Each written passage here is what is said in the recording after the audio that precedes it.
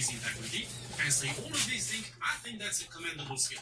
It's despicable, but I think it's also commendable. You know, it really takes a very special kind of person to do all of this.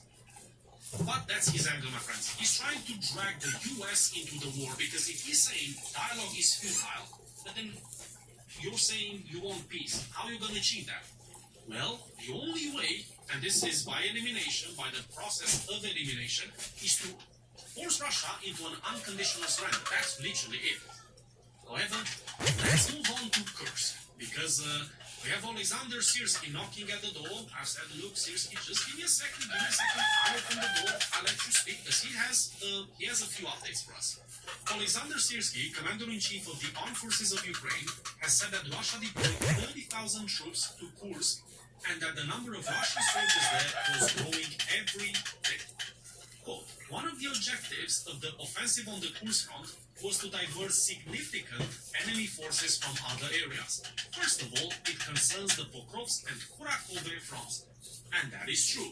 But as I said in my first video that I've made about the Kursk offensive, go and watch that one if you will. What I said in that video is that, okay, this sounds good, but the problem is you do not control the outcome. Yes, you control the surprise offensive in Kursk. Yes, you might take territory. Yes, you cannot achieve all of that. But you know, if your goal was to make sure that Russia is going to divert resources, as in manpower and equipment, from the Pokrovsk front over to Kursk, well, how can you guarantee that that's exactly what's going to happen? You can't. All you can do is do the bit you can control, as in invade Kursk, occupy it, and then pray that the Russians will do exactly what you hoped they would do. However, that was a big bummer, and that's why now they're facing massive challenges on the Eastern Front. Let's carry on. The enemy understands this and focuses on the Pokrovsk front, where its most capable units are concentrated. Translation, Russians are stupid and they haven't taken the bait.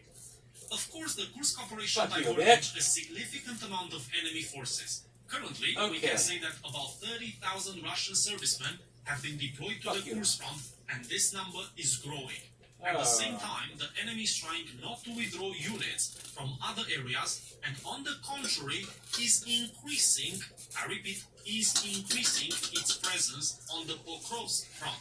So, there's been reports on Telegram saying that the majority of those 30,000 that Syrski is talking about, the Russians that is, have been taken from the Zaporizhia front and their Chechen fighters. So, some of those 30,000 haven't even come from the active parts of the front line.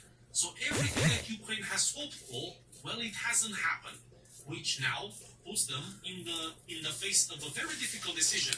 Do they retreat back to Ukraine or not? Also, I think it's definitely worth mentioning, I've read the numerous reports on Telegram. Again, these are reports. We can take them with a pinch of salt. It's not a guarantee that they're true. But what essentially is the word in town is that there is not going to be a major Russian counteroffensive in Kursk, at least not for the next month, at the very least. They're talking about possibly October. And the reason is they want to focus on Pokrovsk, the 30,000, and they're growing, so they're probably going to grow until about maybe 40, 50,000 at most. Those Russians, what they're meant to do is to contain Ukrainians in Kursk. Not attack them, not charge them, not trying to do anything else, but just keep them busy and keep them contained. All the while, they're taking care, the Russian forces on the Eastern Front are taking care of Pokrovsk and whatever else is going to follow there. That's what at least they're presenting as being the plan. How true is it? I don't know. Does it make sense? Absolutely. And then let me read you one last thing here. Syrski noted that the situation on the Pokrovsk front is rather complicated.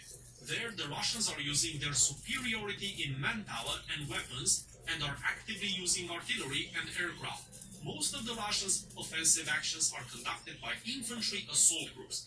Well, yesterday, or in my yesterday's video, I've shown you a map that was live. And I've said to you, the reports are that the Russians have taken Kalinovo, a settlement, but the map wasn't reflecting that because, you know, it's a pro-Ukrainian map and it takes a lot of time to get updated when the Russians are doing something good.